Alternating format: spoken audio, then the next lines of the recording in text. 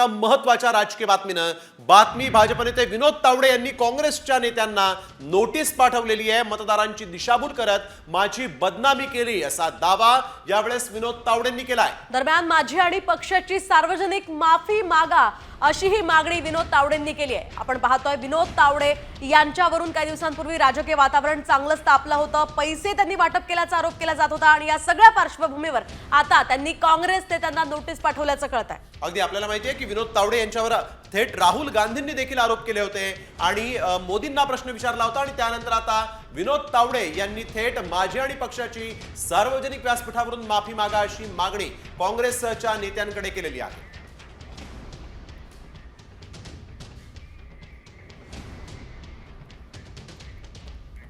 तर यावेळी एक महत्त्वाची बातमी आपण बघतोय। विनोद तावडे यांनी नालासोपाऱ्यामध्ये पैसे वाटप केले असा आरोप बहुजन विकास आघाडीच्या हितेंद्र ठाकूर आणि क्षितिज ठाकूर यांनी केला होता।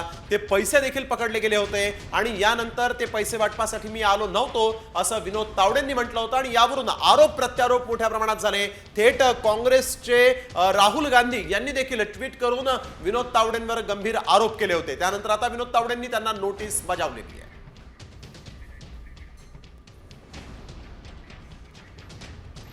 मतदारांची दिशाभूल करताना मला बदनाम करायचं, भाजपला बदनाम करायचं, मोदीजींना याच्यामध्ये मुद्दाम घसटायचं, हे जे बदनामीचं एक षडयंत्र काँग्रेसच्या या नेत्यांनी रचलं, त्याच्या विरोधात मी बदनामीची नोटीस त्यांना आज दिली आहे की आपण पब्लिकली सार्वजनिक माझी माफी मागा, माझ्या पक्षाची माफी मागा किंवा या न्यायिक प्रक्रियेला सामोरं जा